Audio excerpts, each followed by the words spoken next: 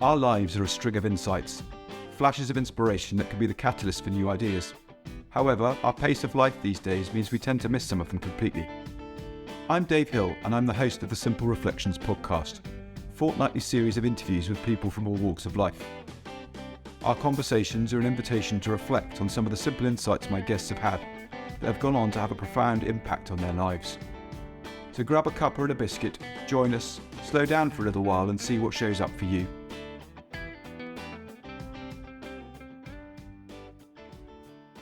Welcome to the next episode of the Simple Reflections podcast. Today I'm joined by Ankush Jain. Ankush is a UK-based coach. He also runs a coaching school and runs various immersions around the place with groups of people. He's also the author of a book called Sweet Sharing. But the reason that I've invited him on here today is Ankush and I met 6 years ago at the Three Principles Conference in London, 3P UK, and were speaking together in the same room. I'd heard of Ankush at that point and seen some of the content that he'd created, but never met him.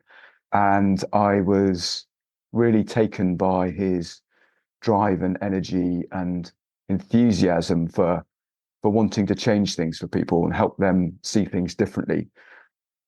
And I've been following that for the last 6 years and seeing how that shaped up and how he's grown and evolved over that time. And you know, he's got a real passion for wanting to change the industry and how coaching touches the world. So Ankush, thank you so much for joining us today. Oh, thank you for having me on the show. It's a pleasure to be here. You're very welcome. We were talking just before we hit record, and I was mentioning, I'm endlessly fascinated by people's journeys from, where they started out in this industry to where they are today. But more exciting than that is what's going on for you at the moment that's really lighting you up, because that's the crux of who we are in any particular moment. So before we sort of delve into how you've got to where you are, I just wondered if you'd mind sharing what's going on for you now, what's got you excited. Yeah, it's interesting because so much has changed for me. And I remember when I remember us meeting, God, I don't know how many years ago now.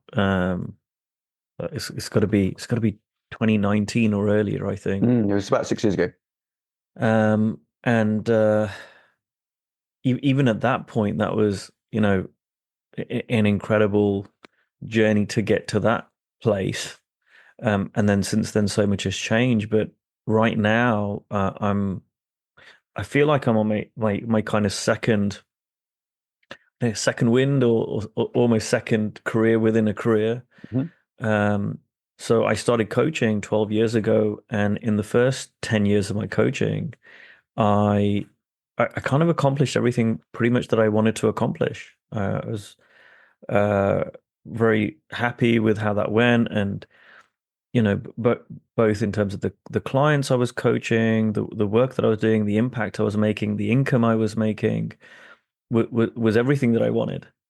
And I worked with some great mentors from the Three Principles community. I worked with a great coach in Steve Chandler, and I kind of done it all, and then this kind of second like wind, if you like, has come out, and I've started seeing possibility in a bigger way than I've ever done before. And really what's been coming through me, this isn't an ego thing. This isn't something that I set about to do, but I started talking and words started to flow out of me. And so now, well, first of all, it started as I realized I could have a bigger impact on the coaching profession than I realized. I've been coaching coaches since 2015 because my coach, Steve Chandler, encouraged me to do that after I was complaining about the state of the profession and just how much advice for coaches was unhelpful. And he said, well, why don't you go and help coaches? So I started to do that. And I thought one day I would maybe run a school, and I started that 3 years ago. And I realized initially it was kind of like my small thing in my little corner of the world. And then I thought, no, this is bigger than that. This could be a catalyst for changing the profession. Because I asked Steve Chandler, Steve, you've been teaching what you do for years and years and years, and no one gets it. Like it's still relatively unknown. And while Steve is known fairly well, let me put it this way: deeply understanding his work is not something that's common in this profession. Mhm. Um, and so, I'm like, what? Why isn't this known? And I thought, well, maybe that's my role. I worked with him very closely for 8.5 years, and maybe that's my job. But then it became even bigger than that. And a year ago, I was at my coaching school. It was the first weekend, and I stood up and I started speaking, but it wasn't me speaking. These words came through me. And I said, we're not here to help you be better coaches, but you'll be better coaches by the end of the school. We're not here to help you make more money, but you'll make more money by the end of the school. And I know that raised a few eyebrows because that's what most people had signed up for. I said, we're here to raise the consciousness of the planet through transforming this profession and making it one that is as respected and well paid as any other top profession, whether it's being a CEO or a surgeon or a rocket scientist or whatever top lawyer in a big firm. Because right now it's not. And I spoke a bit more. I sat down and I was like, where did that come from? And it didn't come from my ego. It didn't come from the small me. It came through me, and I didn't even know what that would look like. And I just knew I just needed to keep taking the next step. And now, 14 months on, it doesn't seem so crazy. And I've been speaking that out into the world. And this is another opportunity for me to speak that out into the world. And I keep seeing opportunities to keep creating that. And the impact that the school is having on the profession is a lot because people are coming in and it's not just about making money. I mean, they make more money, but they're really fundamentally shifting who they are in the world and how they're showing up. And I'm helping people unlock really their latent potential in a way that they've never been able to do before. And they've got to do the work. It's not something I do to them. But as that's been woken up in me, I'm seeing that for them and for everyone, in fact. Mm. Yeah, it is. It's the unintended. Well, in this case, it sort of is an intended consequence, but it's the unintended consequences of the work that we do, the ripples that go out in the world that go in directions that we aren't expecting, and sometimes that even starts with us in terms of the things that pop up for us, come to mind, and go, oh wow, like you're saying, sitting down and going, where did that come from? But it's off, and it's grabbed you. You're riding that wave, and so are a bunch of other people, and that's that's really exciting. So, how would you say that realization is making its way in the world? Through the coaches that you're working with, and through the development of your own work as a coach yourself. Well, it's making its way through the world because in my mind, if you want to make a big impact and a big income, they're the same thing.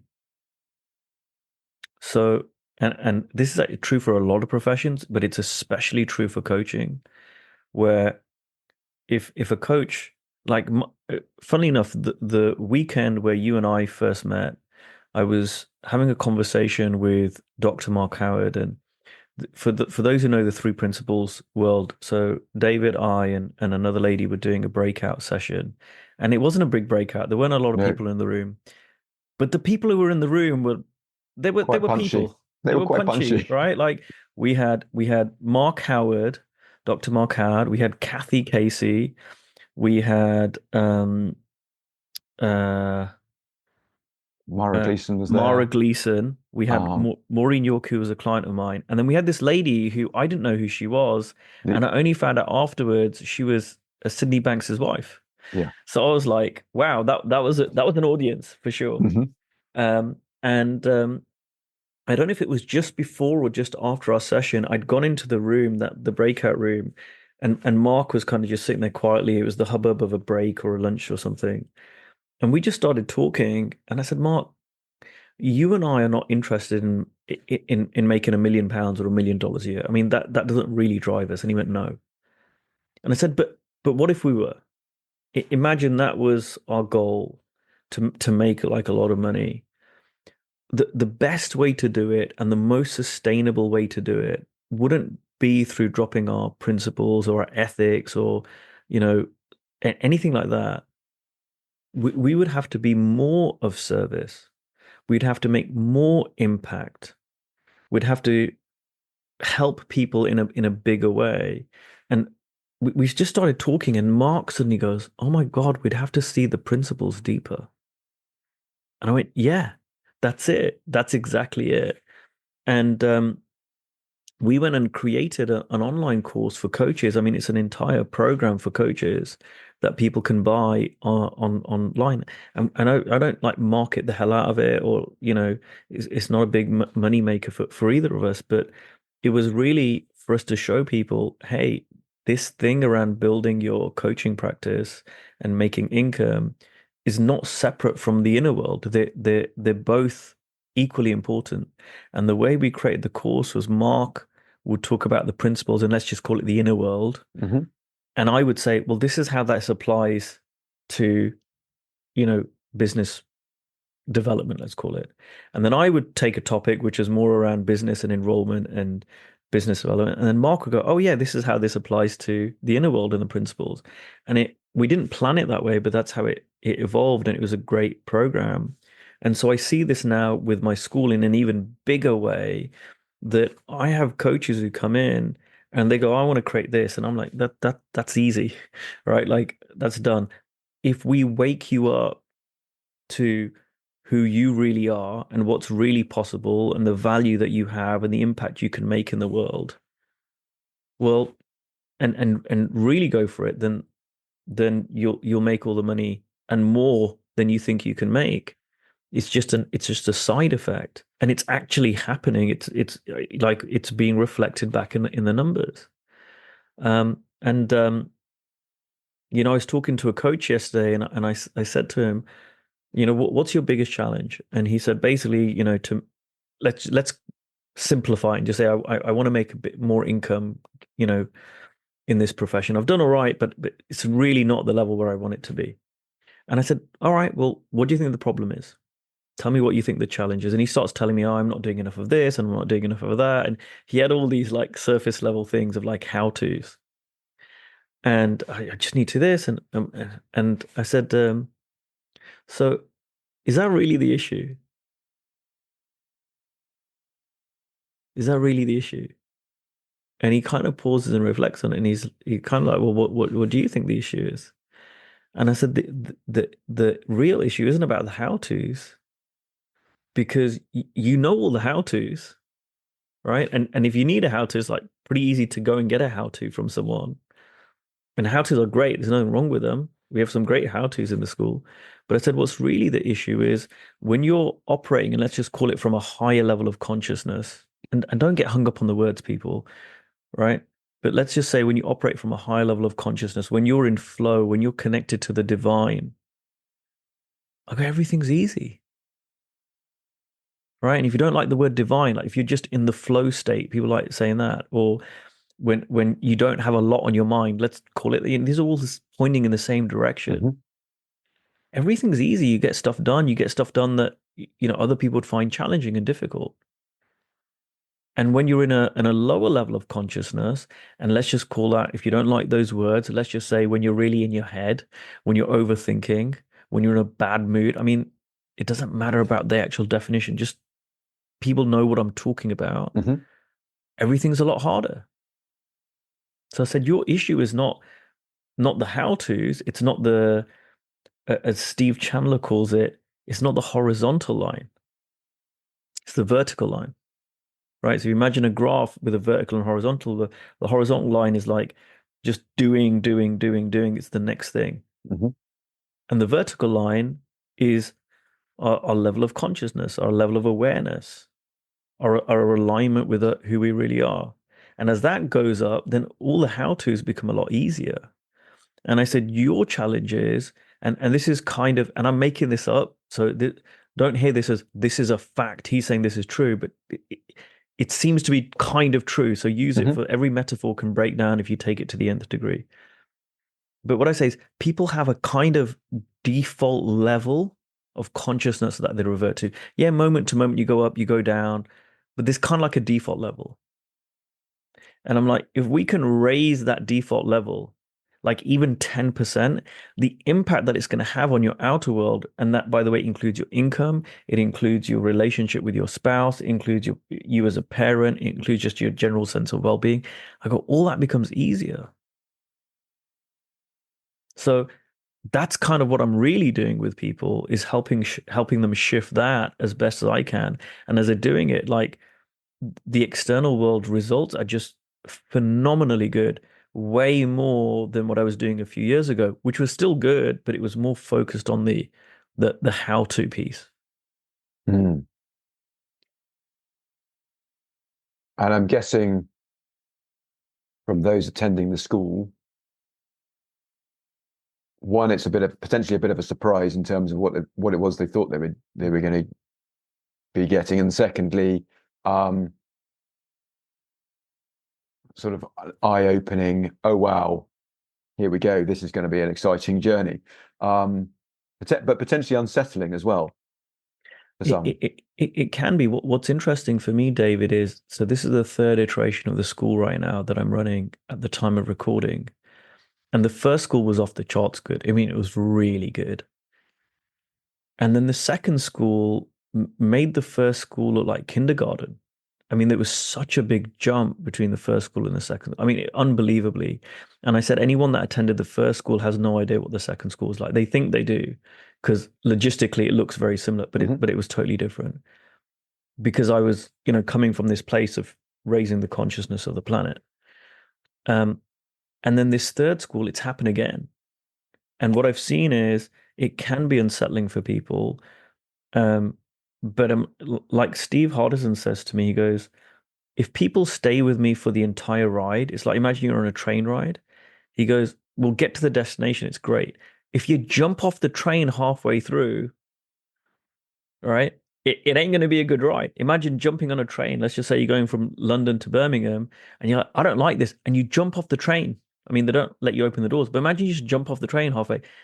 It would have been a pretty bad journey, Hmm. right? But if you just stay on the train, it's okay. And that's true of so many things. And I'm seeing that with this school that actually it can be unsettling for some people, not everyone, but the ones that are staying on the path, I mean, pretty quickly, they're seeing possibility in ways they hadn't seen before. Hmm. Because we're pointing to something, and this isn't about me. I, I tell people, don't listen to me. I mean, it's crazy, right? It sounds crazy for someone who speaks for a Hmm. living, right? But it's like I'm pointing to something true for you. And I do this a lot with clients because sometimes I'm arguing with clients and they're arguing for their limitation and I'm arguing for their greatness. And I go, look, you got a choice. You can keep arguing for your limitation and saying you're not so great and you can't do this or whatever. I don't believe that to be true. Now, if you're right, good luck. You're gonna have a tough life, Hmm. tough business, whatever. If I'm right, there's potentially this whole other world available to you. Why don't we look over here? Why don't we look towards your greatness? And I think everyone that I talk to who has even some degree of openness, we all know that in our heart. We all know. I don't know very many people who could turn around and go, do you know what? Yeah, this is about as good as life could get. Like, I know this is the best I'm going to do. I think so many people, especially the ones who have a certain degree of success in their heart, know, do you know what? There's so much more. And not in a Hmm. like a way of like judging themselves, but like we all know we're really powerful deep down. And we've just been conditioned and told over years it's arrogant to say that, or it's, pipe down, or don't be a show off. All of these things. And yet, one of the most famous poems in the world is by Marianne Williamson. And it's like right there in plain as day. Our greatest fear is that we are not that we are inadequate. Our greatest fear is that we are powerful beyond measure. This is one of the most famous poems in the world. It's like quoted in films and people love it, but we don't often really live into that. We don't Mm. live into our greatness. And it doesn't have to be like some people hear me and they think I'm advocating this push, push, push energy. It's actually the opposite. And I have a distinction in the school, which I got from one of my mentors, a guy called Zan Perion, where he talks about the drawn versus driven distinction. And this is especially true for men, but women too. And he's like, a lot of people are driven to their goals. Like, we gotta go there, drive, drive, push, push, push, push. And I did this course with him in God 2010. They were talking about 14 years ago, over 14 years ago. And it was like the first lesson in this course, which I did for 90 days. And it was like, what's your heart drawn to? What do you pull rather than a pushing energy? What do you pull towards? And most people, when you ask them this and they reflect, they know, Mhm. and it's often way, way, way bigger than whatever they're pushing towards. And the cool thing is when we follow what we're drawn to, it might look scary. It might look, I can't do that. But it actually becomes easier to create in that direction than the thing that you're pushing towards. And that certainly was true for me. Yeah, that's cool. Yeah. Um, yeah, the drawn versus driven thing. And, as you were saying that, there's just sort of an idea popped into my mind that just reminds me of how we used to do things potentially from a military point of view in terms of um, we don't quite know what's out there. So we send people out to go and find out what's out there, either because we need to go and find it or we want to try and avoid it. And that creates what's known as recce pull. So that we send out the reconnaissance to go and find or not find stuff to allow us to maneuver. And then we're drawn down that route of either least resistance or to the task in hand. And there's a level of efficiency in there, and it's the same for us in ourselves when we know it in deep in our hearts where our attention is best placed versus but I should be doing this and driving towards whatever that other thing might be. And that's where people feel the friction, the tension. But it normally shows up for them as I've got this understanding of the world. It feels like this, but this is an anomaly. This is different. This is that I need to work on this separately, which for me is an invitation to go. Is that true? Is it really an exception, or are we just making more of it because we want to, I don't know, feel more comfortable or hold, or not push ourselves. Push is the wrong word, but not put ourselves out in a way that we might feel like we're exposed. Yeah. Mm. You mentioned Steve Hardison, and I know you've been spending quite a bit of time with him. You very kindly introduced me to his work and the experience that you put on, the Ultimate Coach experience in London a couple of years ago, which was a fascinating thing to behold, and something I'm still playing around the edges with in terms of it piques my interest every now and again and then disappears. What would you say has been the biggest surprise for you in working with Steve? It's a great question. So for those people who don't know, Steve Hardison is known as the ultimate coach.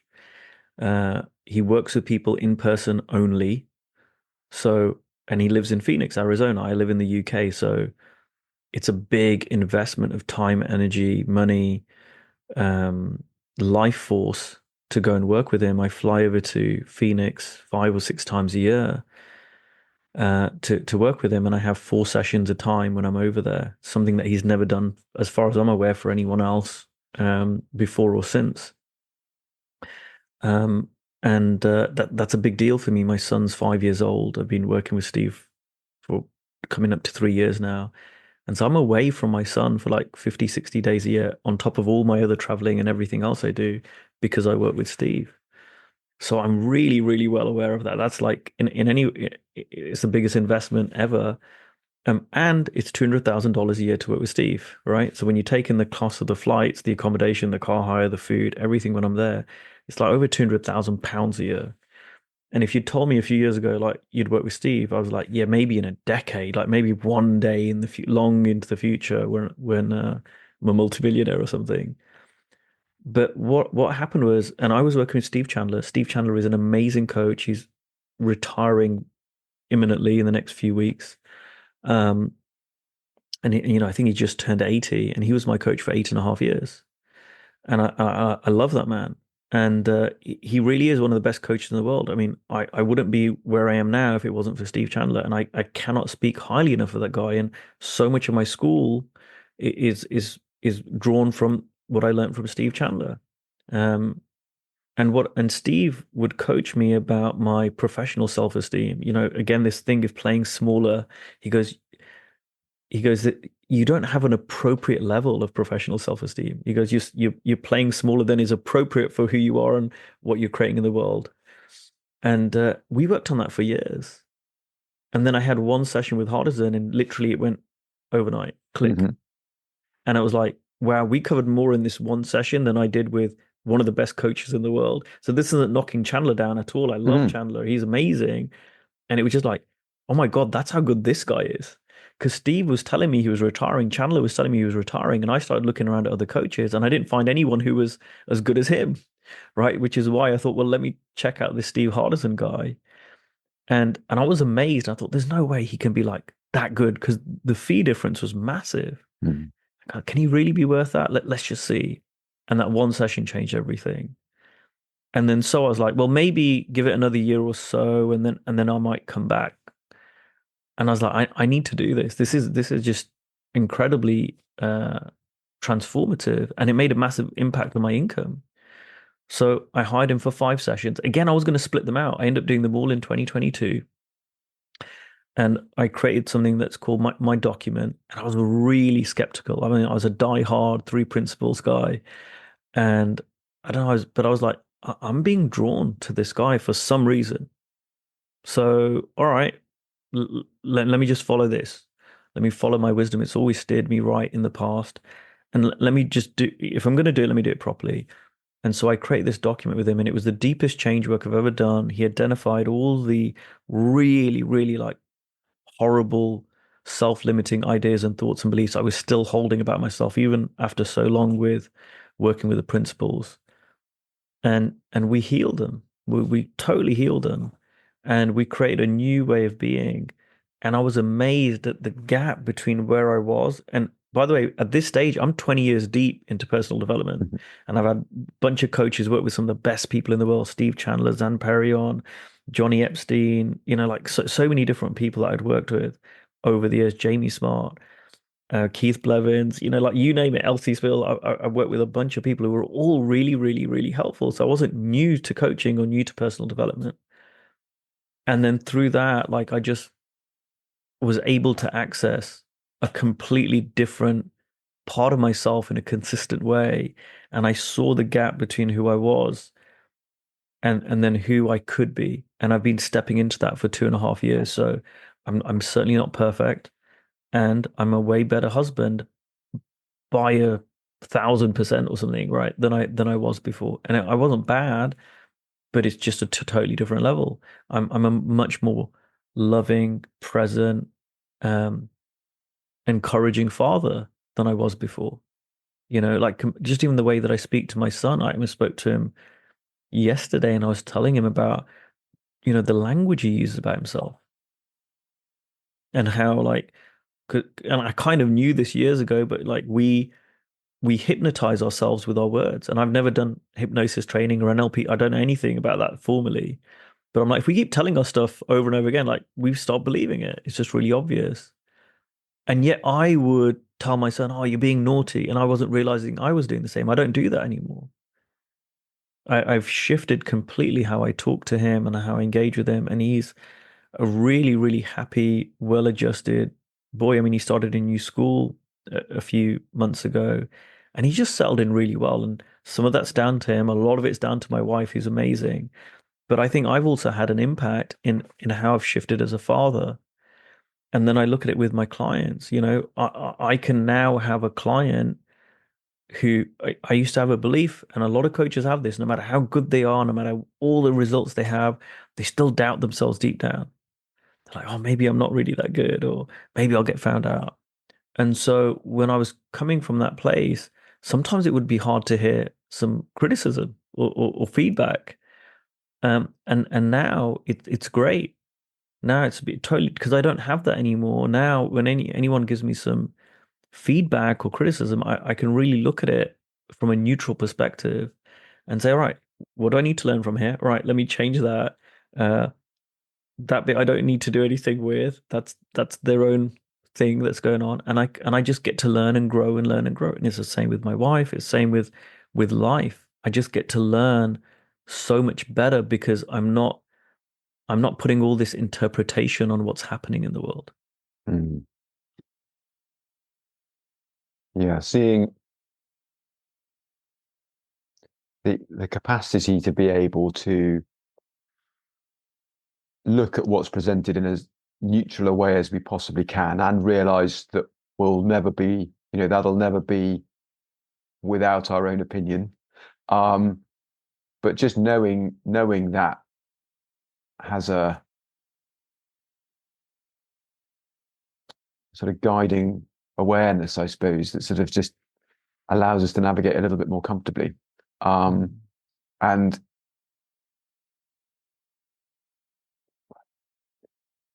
when that clicks in for us, it's noticeable to people, especially the ones we spend a huge amount of time with. They're, yeah, they sort of prick their ears up and take notice.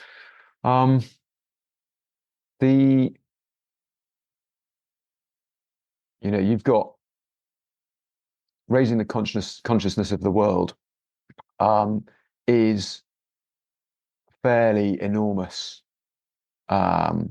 ambition, which is amazing and awesome. What would you say?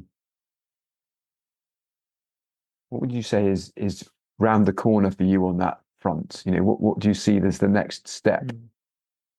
It's fun to find out. And this, I've been guided. Everyone is. We don't realize it, but I've been guided my whole life. I mean, I've told the story many times about when I got into coaching.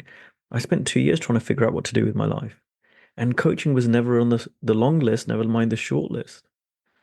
And one day I had a eureka moment when I was cooking, and I knew I was going to be a coach, and it sounded crazy at the time. And 12 years ago, coaching wasn't as prolific as it is now. It wasn't deemed a solid career path. And I just kept doing things that worked out. Like when I hired Steve Chandler for the first time, my now wife, she was my girlfriend, she's an accountant, and she thought I was crazy. She goes, you paid all this money and you're trying to make this thing called coaching work, and you've made some money back, but you've not even covered your expenses, and now you want to hire like a coach and spend all this other money. And yeah, from a purely accountancy perspective, it looked like a bad decision, and it was the greatest decision I ever made, and I knew it from my gut. And again, along the way, working with Steve Hardison, it's the same thing. There's a lot of logical reasons that after I worked with him for a year, so I did a one-off session, then I did a 10-hour agreement, then I signed up for a year, and it had me show up differently. And before that year finished, I signed up for another year and paid for it. And again, it sounds crazy, right? To do that, to show up in that way. And it just felt the right thing. I said, look, in hindsight, it was absolutely the right thing to do. I logically could have gone, all right, I've done this. Let me take a little bit of a gap. Let me take a break, and then I'll come back.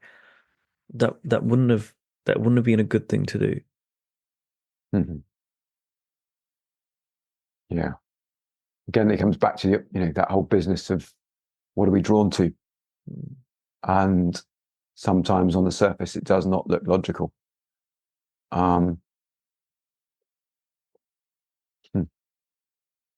Thanks, Ankush. This has been a lot of fun. I was wondering if there's anything particular that you've got coming up in the next few months that you'd like to share with the listeners. Yeah, I mean, I don't really plug it a lot. I've been running these men's immersions for 10 years. I've run 20 of them now, and they're the thing that I most enjoy doing in my business. They're the most rewarding thing that I do. I've had so many people attend these over the years, and they just keep getting better and better and better and better. I mean, really, just it shocks people how they keep evolving. And I've had so many people who are non-coaches and coaches, and I've had coaches there who run their own men's programs, and they're blown away. So they are the best program that I know of that exists anywhere in the world for men who want to have a deep and powerful transformation and shift. And so I'm just enrolling for that right now, and I'm so excited when anyone enrolls for it, because I know no matter what their expectations are, they're going to be blown out of the water. And I don't even know how good it's going to be, because it culminates in a week-long retreat between the 21st and 28th of March next year. I run these twice a year, and I'm going to be a different guy then. There's going to be a lot happening between now and March. So if I ran it today, it would be unbelievably good. And the person who runs it in March is going to be even better than that. So I'm really looking forward to it. So if anyone's interested in that, just reach out. Thank you very much. And thank you again for coming along today, Ankush. You're welcome. I hope you enjoyed the episode as much as I did. Just a reminder that in the show notes, you'll be able to find information about Ankush, access to a 10-page guide that I've put together on clarity and decision making ahead of a workshop that I'm planning to run in the new year, and ways to support the show and provide feedback. I am always grateful to hear what you enjoy, what you like about it, and potentially things that I can change up and do differently. Because this is just as much about you as it is about the conversations that I have. Anyway, take care, look after yourselves, and I'll see you in a couple of weeks. Thank you for joining us today. If you've enjoyed the conversation, feel free to subscribe and join me and my new guests next time. If you're interested in the work I'm doing, or you think I can be of service to you or your organisation, please email dave@simplicityofmind.co.uk. Remember, see if you can find time to slow down and reflect. Those simple ideas might be worth listening to. Take care, and I hope you can join me in a couple of weeks.